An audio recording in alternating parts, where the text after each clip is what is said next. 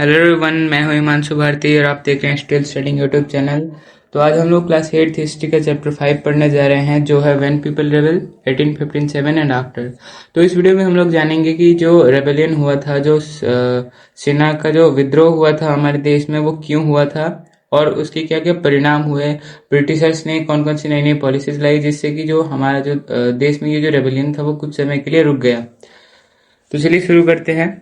तो इस वीडियो का जो सबसे पहला टॉपिक है वो है पॉलिसीज एंड द पीपल। तो इसमें जो पॉलिसीज थी ब्रिटिशर्स के द्वारा, उनके बारे में पढ़ेंगे और जो उससे क्या क्या इम्पैक्ट पड़ा था लोगों पे, वो सारी चीजें हम इस वीडियो में जानेंगे। तो मिड 18th सेंचुरी से जो नवाब्स और राजा थे, उनका जो पावर और अथॉरिटी वगैरह था, वो सारी चीजें कम होने लगी थी। ब्रिटिशर्स के द्वारा बहुत सारी चीजें की जा रही थी जिससे कि जो इनका पावर था, जो अथॉरिटी था, जो इज्जत था समाज में, वो कम होने लगा था। तो जो ब्रिटिशर्स थे वो इनके कोर्ट्स में, दरबार वगैरह में अपने रेसिडेंट्स बैठा दिए थे उन्होंने। सब्सिडरी अलायंस भी उसी में का था। रेसिडेंट्स बैठाने के बाद ही सब्सिडरी अलायंस इम्पोज किया जा रहा था। तो उसके बाद धीरे धीरे इनका जो राजा वगैरह थे, उनका जो आज़ादी था वो कम किया गया।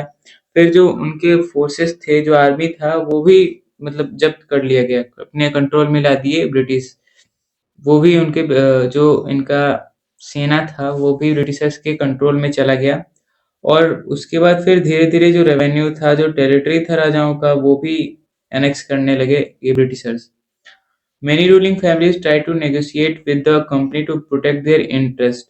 तो बहुत सारी जो फैमिलीज थी, जैसे रानी लक्ष्मीबाई जो थी, और जो पेशवा बाजीराव टू के जो बेटे थे नाना साहेब, वो भी उन दोनों ने, मतलब वैसे और भी फैमिलीज थी, वैसे इन दोनों का नाम इसलिए लिया गया है क्योंकि ये मतलब प्रमुख थी।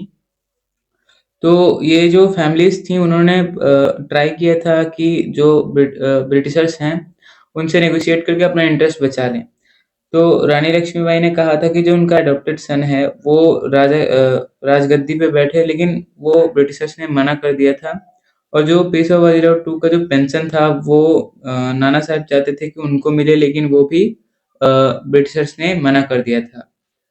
1801 में सब्सिडरी अलायंस इम्पोज किया गया था अवध में, और 1856 में जो अवध था उसको अपने कंट्रोल में ब्रिटिशर्स ने ले लिया था, ये कह के कि वहां पे मिस गवर्नेंस हो रहा है। 1856 में गवर्नर जनरल कैनिंग ने ये डिसाइड किया कि जो बहादुर शाह जफर होंगे वो सबसे लास्ट वाले रूलर होंगे, मुगल रूलर। उसके बाद से कोई भी नवाब नहीं बनेगा, कोई भी रूलर मुगल डायनेस्टी से नहीं बनेगा। और जो डलहौजी थे, उन्होंने ये कहा था कि जो बहादुर शाह जफर हैं उनकी जब मृत्यु हो जाएगी तो जो इनकी फैमिली है उसको रेड फोर्ट से कहीं और भेज दिया जाएगा। और एक और चीज था, जो कॉइन्स थे उन पे से भी मुगल रूलर्स का जो पिक्चर था, जो नाम था, वो भी हटवा दिया गया था। तो इस तरीके से वो लोग चाहते थे कि जो मुगल्स थे उनका भी पावर कम हो। The peasants and the sepoys. अब है पीजेंट्स और सिपोइज भी अफेक्ट हो रहे थे, वो किस तरीके से अफेक्ट हो रहे थे वो अब हम लोग पढ़ेंगे। In the countryside, peasants and zamindars earned with the high taxes and the rigid method of revenue collection। तो गांव में जो जमींदार थे, जो किसान थे, वो हाई टैक्सेस और जो बहुत ही वाहियात तरीके से जो टैक्सेस लिए जा रहे थे उनसे, बेकार बेकार तरीकों से, मेथड से परेशान थे। बहुत सारे पीजेंट्स जो फेल हो गए थे अपना लोन देने में, उनका लैंड ले लिया गया था, हड़प लिया गया था मनी लैंडर्स के द्वारा। और जो सिपॉइज थे वो, उनका जो उनको जो पैसा दिया जा रहा था वो कम दिया जा रहा था उसकी वजह से। और जो कंडीशंस थी सर्विस की, मतलब जैसे ब्रिटिशर्स जो चाहते थे उस हिसाब से काम करने पर, जो सेना के जो सिपाही वगैरह थे उनका जो रिलीजन था वो भी खतरे में पड़ जा रहा था। इन सारी चीजों की वजह से सिपॉइज भी नाखुश थे इन लोगों से। Also, some new rules violated their religious sensibilities and beliefs, such as crossing the sea in losing their religion and caste।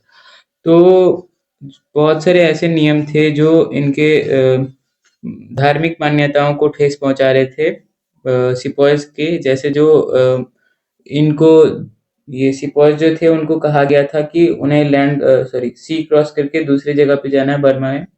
तो वो भी इन लोगों ने मना कर दिया था कि हम लोग सी रूट से नहीं जाएंगे, क्योंकि उस टाइम पे ऐसा माना जा रहा था कि सी रूट से जाने पे जो लोग हैं, मतलब कोई भी अगर सी क्रॉस करता है तो उसका रिलीजन वो रिलीजन से बाहर निकल जाता है, मतलब वो अपना धर्म खो देता है। ऐसा पुराने समय में सोचा जा रहा था, कहा जा रहा था। तो इसकी वजह से जो सिपॉइज़ थे उन्होंने मना कर दिया था और इसकी वजह से इन्हें पनिश भी किया गया था। ऑल्सो सम न्यू रूल्स, ये हो गया। Sepoys also reacted to what was happening in the countryside. तो जो बहुत सारे सिपॉइज़ थे वो कहीं न कहीं बिलॉन्ग करते थे विलेजेस से। इसलिए जो विलेजेस में बहुत बेकार तरीके के जो हाई टैक्स लगाए जा रहे थे और जो गलत-गलत तरीके के जो रिजिड मेथड्स थे रेवेन्यू कलेक्शन के या फिर टैक्स कलेक्शन के, वो भी इन्हें अफ़ेक्ट कर रहे थे सिपॉइज़ को, क्योंकि वो इनडायरेक्टली वहीं से बिलॉन्ग करते थे। So the anger of the peasants quickly spread among the sepoys। इसीलिए जो peasants थे उनका गुस्सा sepoys तक स्प्रेड हो गया। अब है रिस्पॉन्सेस टू रिफॉर्म्स। तो जो बहुत सारे मतलब जो ब्रिटिशर्स थे उन्होंने बहुत सारी फिलोसफीज दी, जैसे वो लोग चाहते थे कि जो सती प्रथा है वो हट जाए, और वो ऐसा चाहते थे कि जो विडोज थी, जो विधवा लोग थी, उनका फिर से शादी हो। तो इस तरीके के रिफॉर्म्स वो चाहते थे सोसाइटी में, इसलिए उन्होंने लॉ भी पास किया। जैसे उन्होंने लॉ पास किया था सती प्रथा को रोकने के लिए, और जो विधवा लोग थे उनके फिर से शादी हो इसलिए। और भी बहुत सारे रिफॉर्म्स थे, जैसे उन्होंने इंग्लिश लैंग्वेज को प्रमोट किया, इंग्लिश लैंग्वेज में एजुकेशन हो ये उन्होंने प्रमोट किया। और वो चाहते थे कि जो क्रिश्चियन जो मिशनरीज हैं वो भी मतलब अपना क्रिश्चियन धर्म को भी वो चाहते थे कि वो भी स्प्रेड हो इंडिया में, इसलिए उन्होंने अलाउ कर दिया था क्रिश्चियन मिशनरीज को आराम से घूमने फिरने के लिए। और लैंड या फिर अपनी प्रॉपर्टी को भी मतलब रख सकते थे क्रिश्चियन मिशनरीज, ये भी अलाउ कर दिया था। और 1850 में एक नया लॉ पास किया था जिससे कि जो कन्वर्जन हो रहा था क्रिश्चियनिटी में बाकी सारे धर्मों का, वो और आसान हो गया। तो इस लॉ में ये कहा गया था कि कोई भी इंडियन है वो अगर कन्वर्ट हो चुका है क्रिश्चियनिटी में, तो उसका जो भी मतलब जिस प्रॉपर्टी का वो हकदार है वो उसे दे दिया जाएगा। Through the eyes of people. तो अब है कि लोगों के नजरिए से क्या था, मतलब रिबेलियन का कारण वो है। अब mutiny becomes a popular rebellion. अब यहाँ पे मेन यहाँ से रेबेलियन स्टार्ट होता है। A massive rebellion that started in May 1857 and threatened the company's presence in India। तो 1857 मई में रेबेलियन स्टार्ट हुआ था, जिससे कि जो ब्रिटिशर्स थे, जो उनका जो गद्दी था वो हिल चुका था। Sepoys mutinied in several places beginning from मीरूत। तो बहुत सारे जो सिपॉयज थे वो मीरूट से ही स्टार्ट हुए थे, मतलब रिबल करना शुरू किए थे। वो लोग एकजुट होके म्यूटिनी को आगे बढ़ाए थे। A large number of people from different sections of society rose up in rebellion। तो रेबेलियन में सोसाइटी के बहुत सारे अलग-अलग समाज से लोग उठ कर आए थे इस रेबेलियन में, मतलब खड़े हुए थे, लोगों का सबका साथ दिए थे। फ्रॉम मेरठ टू दिल्ली, यहाँ से शुरू होता है, मतलब यहाँ पे सबसे पहला कारण दिया गया है कि क्यों स्टार्ट हुआ था रेबेलियन। तो 29 मार्च 1857 को एक यंग सोल्जर जो थे वो मंगल पांडे, उनको फांसी पे चढ़ा दिया गया था क्योंकि उन्होंने अपने ऑफिसर्स के ऊपर अटैक किया था बैरकपुर में। सम डेज लेटर, उसके बाद जो सिपॉयज थे मेरुट रेजिमेंट के, उन्होंने मतलब जो ड्रिल होता है, मतलब काम करना, वो रोक दिया था। जो नए कार्टिजेस आए थे उनके साथ मतलब उसका यूज़ करना उन्होंने रोक दिया था, क्योंकि ऐसा कहा जा रहा था वहाँ पे उस टाइम पे, अफवाह फैली थी कि ये जो कार्टिजेस होते हैं वो कोट किए जाते हैं, मतलब उसके ऊपर काऊ और पिग के फैट का कोटिंग होता है। ऑन 9 मई 1857, यानी कि 9 मई 1857 को 85 सिपॉयज को उनके सर्विस से डिसमिस कर दिया गया था और 10 साल के लिए जेल भेज दिया गया था, क्योंकि उन्होंने अपने जो ऑफिसर्स थे उन्हें डिसओबे किया था। मतलब ये जो कार्टेजेस थे उसी के बारे में बात किया जा रहा है। उसमें जो 85 सिपॉयज थे उनको उनकी नौकरी से निकाल दिया गया था और 10 साल के लिए जेल भी भेज दिया गया था। तो इसी के लिए 10 मई को और सोल्जर्स आए, मतलब मेरुत के ही, और मतलब दूसरे रेजिमेंट के और लोग आए, सॉरी, और सिपॉयज आए, और आकर जो जेल में थे सिपॉयज उनको निकाला, और जो वहाँ पे ब्रिटिशर्स थे, ब्रिटिश ऑफिसर्स, उनको मारा। और वहाँ पे गन्स वगैरह जो भी चीज़ें थी उन सबको कब्जा कर लिया, और वहाँ से 11 मई को दिल्ली रवाना हो गए। मतलब उसी दिन दिल्ली रवाना हो गए, जिससे कि वो 11 मई को सुबह में पहुँचे और वहाँ पे जाने के बाद वो चाहते थे कि जो बहादुर शाह जफ़र हैं वो उनके लीडर बने, और वहाँ पे जाने के बाद उन्होंने वैसा ही किया। वहाँ पे भी वो चाहते थे कि वो बहादुर शाह जफ़र से मिले ताकि वो उनका लीडर बन सके। तो जो वहाँ पे ब्रिटिश ऑफिसर्स थे वो नहीं जाने दे रहे थे इन्हें, तो वहाँ पर भी वही मारकाट हुआ। फिर वहाँ पे भी जो ब्रिटिश ऑफिसर्स वो मरे।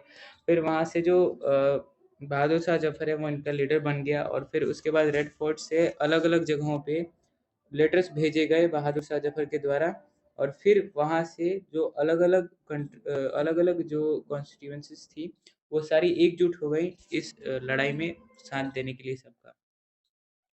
The rebellion spreads. After a week, regiment after regiment mutinied and took off to join other troops at nodal points like Delhi, Kanpur and Lucknow.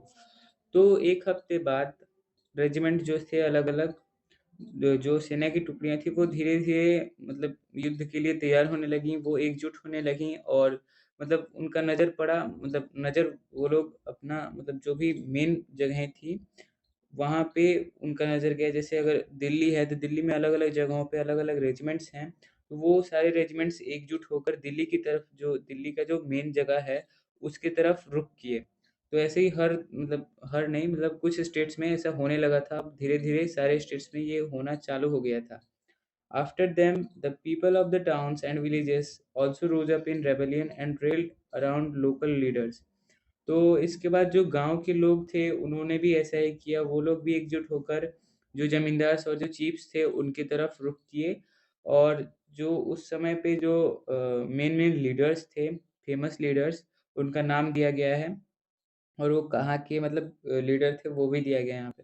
तो नाना साहेब थे कानपुर के लीडर, ब्रजेश कद्र जो लखनऊ के थे, रानी लक्ष्मीबाई झांसी की थीं, कुंवर सिंह बिहार से, बख्त खान बरेली से। The British were greatly outnumbered by the rebel forces and were defeated in a number of battles। तो यहाँ पे जो ब्रिटिशर्स थे वो धीरे-धीरे हारने लगे थे, क्योंकि उन्हें ऐसा बिल्कुल भी एहसास नहीं था कि बहादुर शाह ज़फ़र इन सेनाओं का साथ दे देंगे।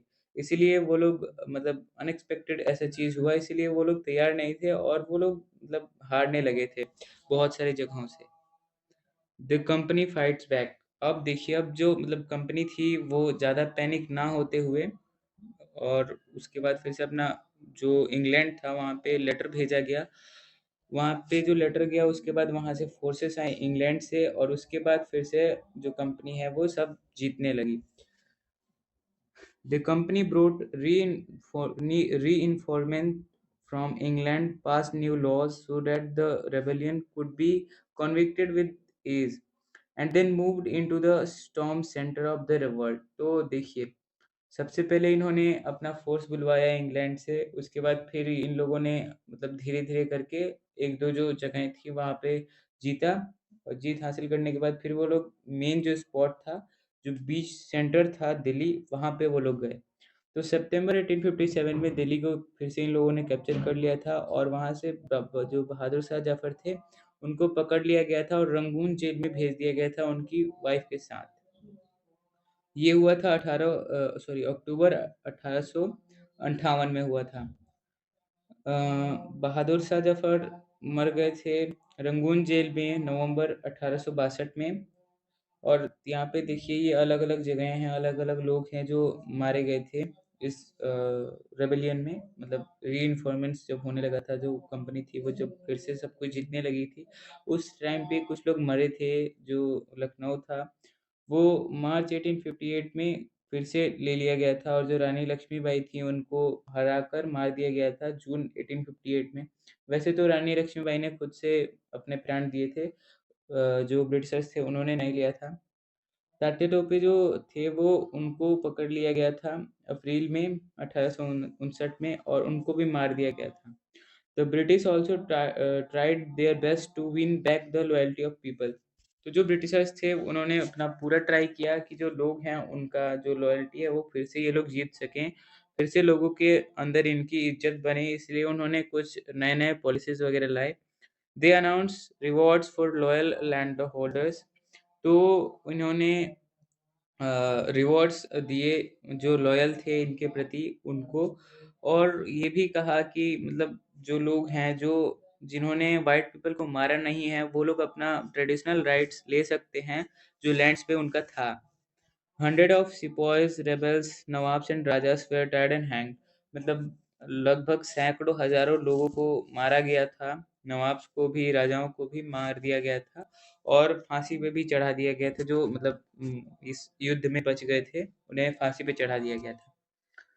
अब देखिए, अब इतना कुछ होने के बाद जब कंपनी अपना फिर से वर्चस्व स्थापित कर लेती है, उसके बाद फिर से जो कंपनी है वो किन-किन चीज़ें, जो कई-कई चीज़ें थी जो नई-नई आई थी। ये इसका जो मतलब फिर से पावर एस्टेब्लिश हो गया था, उसके बाद बहुत सारी चीज़ें नई-नई चेंजेस लाए ब्रिटिश ने। तो उन्हें अब हम लोग पढ़ते हैं। बाय द एंड ऑफ 1859, यानी कि 1859 के लास्ट में, the British had regained control of the country, यानी कि 1859 के लास्ट होते-होते इन लोगों ने पूरी कंट्री पे अपना फिर से पावर एस्टेब्लिश कर लिया। Important changes introduced by the British after 1858, यानी कि बहुत सारे जो इम्पोर्टेंट चेंजेस थे जो इन्होंने लाए थे वो 1858 के बाद। The British parliament passed a new act in 1858, तो जो ब्रिटिश पार्लियामेंट था वहाँ से एक नया एक्ट पास हुआ 1858 में। इसके माध्यम से वो लोग मतलब जो ब्रिटिश ईस्ट इंडिया कंपनी थी वो अपना सारा पावर दे देती है ब्रिटिश क्राउन को, यानी कि अब भारत ईस्ट इंडिया कंपनी से नहीं ब्रिटिश क्राउन से कंट्रोल किया जाएगा। और ब्रिटिश कैबिनेट से एक आदमी को एक सेक्रेटरी को अपॉइंट किया गया था जो पूरी भारत के ऊपर जो भी चीज़ें हो रही हैं उसके लिए जिम्मेदार होगा और वहाँ पे जाकर गवर्नेंस करेगा। वहाँ पे मतलब कह सकते हैं वो सरकार के तौर पे वहाँ पे रहेगा। All ruling chiefs of the country were assured that their territory would never be annexed in future, तो जो भी रूलिंग चीफ्स थे, मतलब जो भी राजा वगैरह थे, जो भी मतलब कह सकते हैं जो बच गए थे, जो लॉयल मतलब एक तरह से खुद को साबित कर चुके थे इस रेबेलियन के बाद, तो उन लोगों को कह दिया गया कि आपकी जो टेरिटरीज है वो भी वो अब फ्यूचर में एनेक्स नहीं की जाएंगी और उन्हें अलाउ कर दिया गया था अपना जो किंगडम था वो पास कर सकते थे, जो उनके अडॉप्टेड सन थे उन्हें भी। और जो इंडियन रूलर्स थे वो अपना किंगडम मतलब रख सकते थे अपने अंडर में जब वो सुप्रीम जो ब्रिटिश क्राउन है उसकी जो सुप्रीमेसी है उसको एक्सेप्ट करें तब। The proportion of the Indian soldiers in the army would be reduced and the number of European soldiers would be increased. तो अब ये सिस्टम ला दिया गया था कि जो इंडियन सोल्जर्स थे इनके आर्मी में उनको कम कर दिया गया था और जो यूरोपियन सोल्जर्स थे उनकी संख्या को बढ़ा दिया गया था। The land and property of Muslims was confiscated on a large scale, तो जो लैंड था जो प्रॉपर्टी था मुस्लिम्स का वो बड़ी संख्या में कब्जा कर लिया गया था। कह सकते हैं कि सरकार के द्वारा जब कोई भी चीज़ हड़पी जाती है कह सकते हैं, तो उसे कॉन्फिस्टिकेट कहते हैं। तो बहुत सारे जो मुस्लिम्स थे उनकी प्रॉपर्टी और लैंड, ज़मीन वगैरह सब कुछ इन्होंने कब्ज़ा कर लिया था और वो लोग ऐसा इसलिए कर रहे थे मुस्लिम्स के ऊपर क्योंकि मुस्लिम्स को एक अलग नज़रिए से देखा जा रहा था, शक के नज़रिए से। The British decided to respect the customary religious and social practices of the people in India. तो जो ब्रिटिश थे वो अब सोचा उन्होंने कि जो इंडिया में जो लोग रह रहे हैं राजाओं के अलावा जो आम लोग हैं उनका जो रिलीजन है उसका भी रिस्पेक्ट किया जाए और जो उनकी सोशल प्रैक्टिसेस हैं उनका भी रिस्पेक्ट किया जाए, इसलिए उन्होंने रिफॉर्म्स जो लाना चाह रहे थे उसके ऊपर उन्होंने फिर मतलब रोक लगा दिया। Policies were made to protect landlords and zamindars and give them security of rights over their land. तो और जो लैंडलॉर्ड और जो ज़मींदार वगैरह थे उनके जो मतलब उनको बचाने के लिए उनके राइट्स को बचाने के लिए और भी पॉलिसीज़ बनाई गईं। तो यही था हमारा आज का टॉपिक, आज का चैप्टर, आज का वीडियो। मिलेंगे आपसे किसी नेक्स्ट वीडियो में नेक्स्ट टॉपिक के साथ, तब तक के लिए बाय।